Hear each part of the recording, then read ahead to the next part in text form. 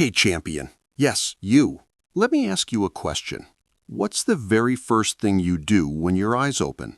Do you fumble for that glowing rectangle, drowning in a sea of other people's lives before your own thoughts can even form? If that's you, pay close attention because you're auctioning off your sovereignty before dawn even breaks. The majority wake up and instinctively grope for their phone.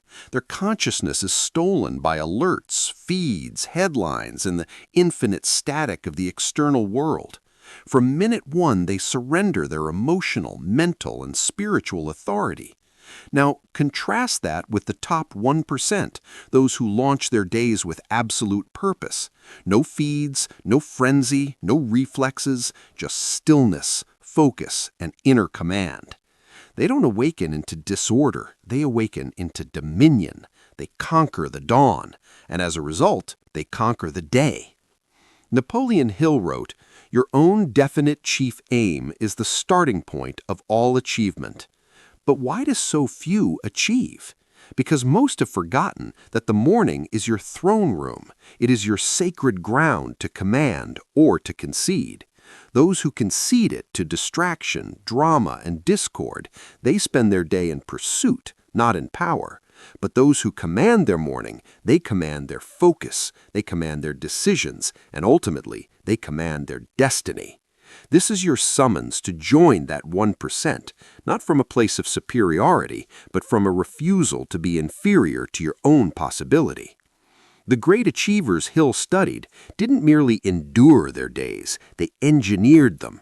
They didn't wait for inspiration, they initiated action. They didn't wonder, what will today do for me? They declared, what will I build today? In this text, I will reveal to you 7 morning principles forged in the philosophy of achievement that few apply, but those who do seize complete command of their reality. These are not commonplace routine hacks, no filler, no shortcuts. These are psychological, intentional, and strategic disciplines rooted in the laws of success, designed to make your morning sacred, your efforts purposeful, and your life inevitable. So read closely, because each principle layers upon the last.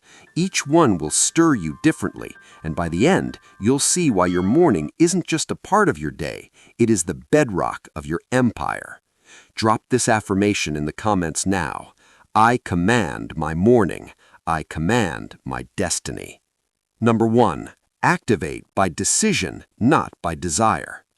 Most people postpone action until they're struck by a fleeting feeling. They think, when I feel inspired, I'll rise early, or if I'm in the right mood, I'll plan, study, or create. But the achiever doesn't wait. The achiever acts in spite of feelings. Hill taught the principle of persistence, the sustained effort toward a definite chief aim, regardless of emotion. This isn't just willpower, it's wisdom. The first secret of the top performers, they rise by decree, not by desire. They don't debate, they don't negotiate with comfort, they simply ascend. No fanfare, no justification. And here's why this is critical. The initial choice of your day is a ballot for the person you're constructing. When you hit snooze, you vote for the lesser version of yourself. When you rise with purpose, you vote for the master version. You're not just getting up. You're engraving your identity. That's what Hill's philosophy centers on, identity-based action. It's not about feeling like a leader. It's about behaving like one, precisely when every cell screams to stay down. This forges inner sovereignty. Gradually, your will becomes louder than your whims. Your flesh obeys your focus. Your vitality obeys your vision. Even on days clouded by fatigue, doubt, or apathy, you rise because your definite chief aim demands it. And this builds self-trust. And once you trust yourself, your influence compounds. So, begin here. Fix a non-negotiable wake-up time and guard it like your legacy depends on it. 0 snoozes, ever. Upon waking, plant your feet on the floor instantly. This telegraphs a message to your system. We lead now. Declare something potent aloud. Example, time to build. The day answers to me. If you can conquer the whisper of comfort at 5 a.m., you can conquer it in any boardroom or battle. You'll stride into the world having already claimed your first victory, and most haven't even stirred yet. Your mornings need not be elaborate, they must be unbreakable. Remember, you don't rise because you desire to, you rise because you are designed to. Drop this affirmation: my decision is my alarm clock. Number 2, claim your golden hour in solitude. Upon awakening, who holds the reins? Is it you, or is it your device, your inbox, another's crisis? Most turn over, illuminate the screen, and voluntarily invite the world's chaos inward. Before their souls meet the ground, their mind is already captive, scrolling, measuring, responding. And just like that, the day is lost. But those who operate differently, they execute the reverse. They inaugurate their day in solitude. No podcasts, no chatter, no input, just pure, undistracted silence. Hill spoke of the Mastermind Alliance, but its first member must be you, in counsel with your own spirit. This requires space. Don't worry if solitude feels unusual. Don't fret that you might miss out, because in that silence lies your central power. Your mind is impressionable at dawn, pliable. Whatever you feed it upon waking sets the frequency. And if the first input is noise, guess what? You'll resonate with chaos all day. But if you gift yourself even 15 minutes of quiet, you grant your brain the chance to center, to recalibrate, to align. So what do the most centered individuals do? They sit upright, they shut their eyes, they anchor in their breath, they observe their thoughts but don't pursue them. They pose foundational questions. What frequency will I broadcast today? What would the architect of my future do this morning? This is the cultivation of personal initiative, the power to choose your stance, irrespective of external storms. Try it tomorrow. Before you touch your phone, simply sit, do nothing, reside within yourself. You'll be astonished at the transformation over time. You become less impulsive, more inventive, more steadfast.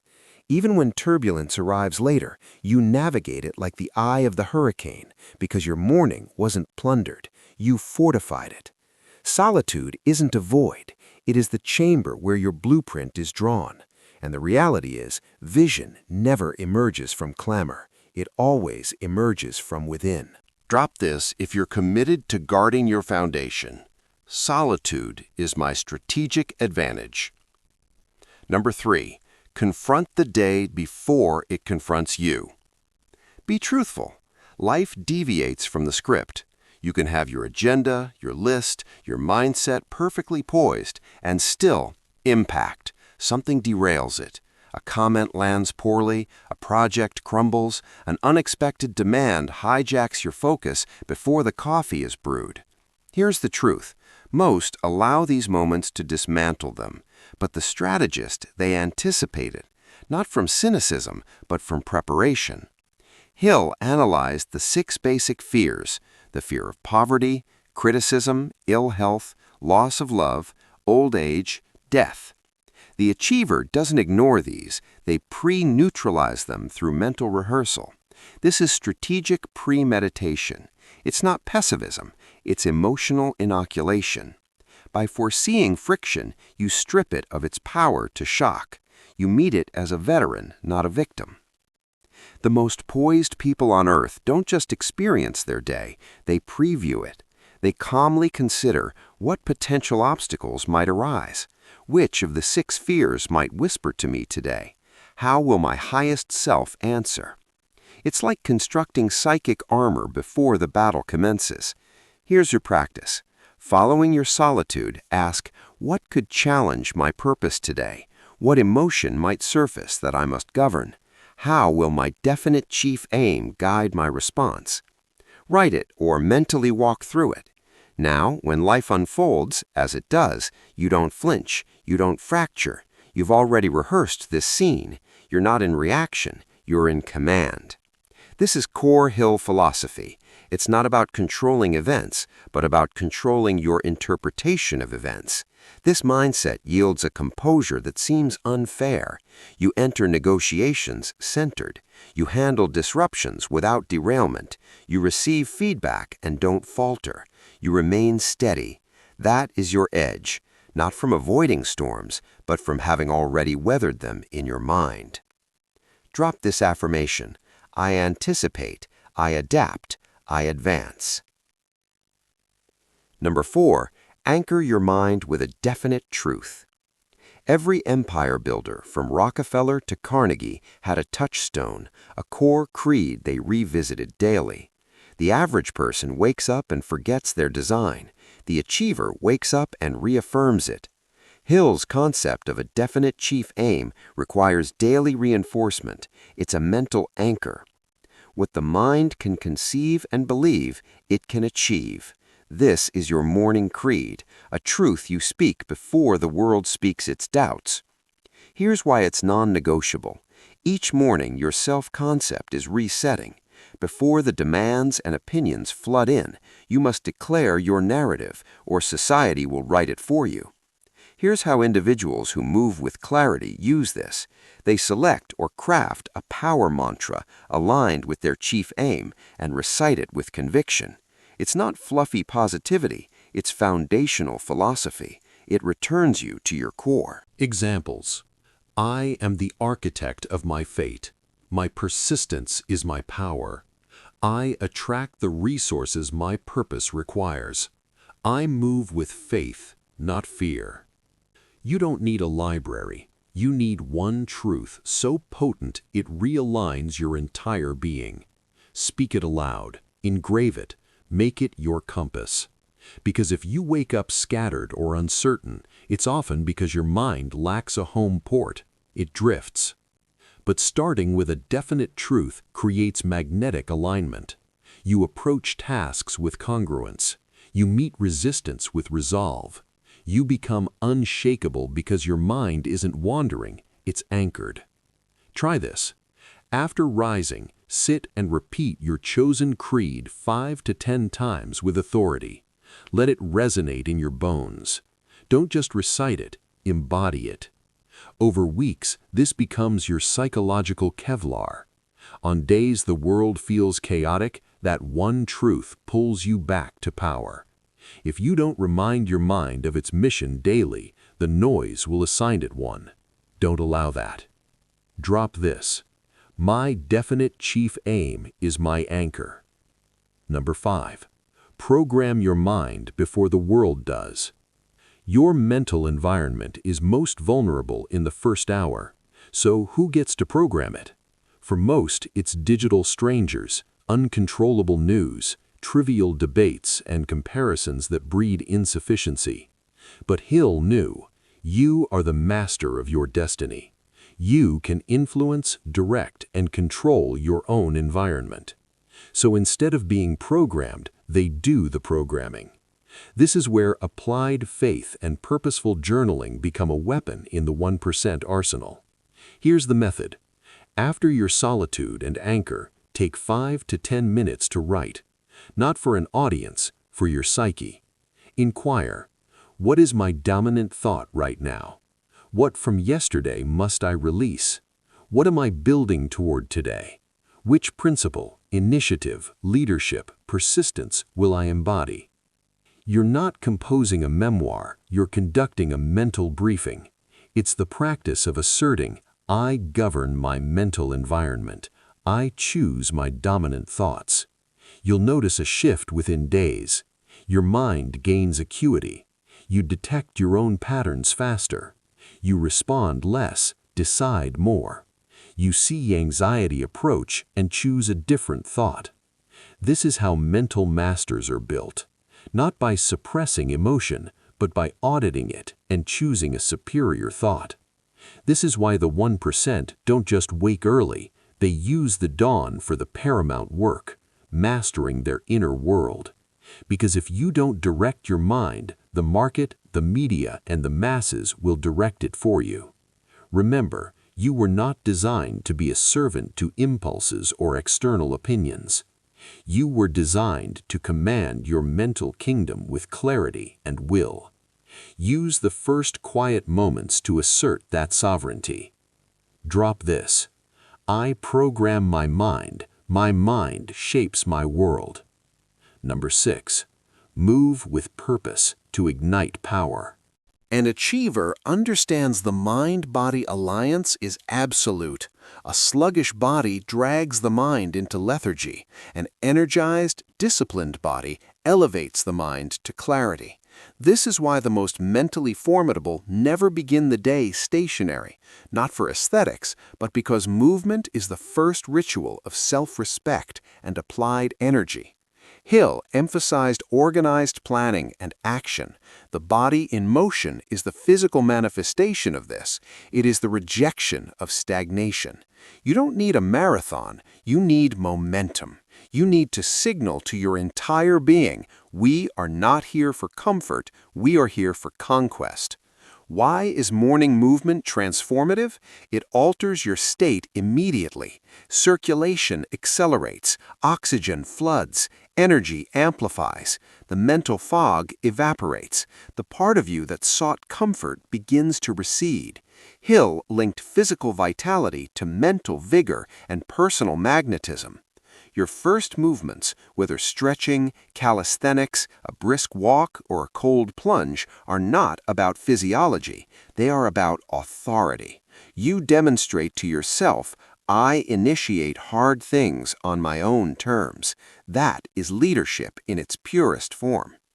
Most people train for comfort, they train for ease, and then they wonder why their will feels diluted.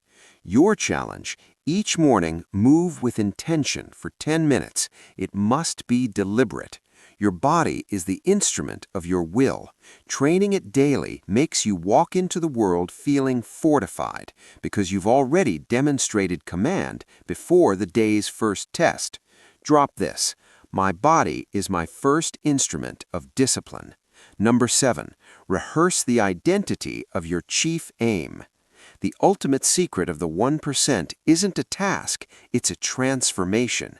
Each morning, before engaging the world, they mentally rehearse being who they must become to achieve their definite chief aim.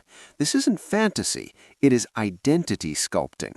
The Stoics called it living in accordance with nature. Hill called it assuming the feeling of the wish fulfilled.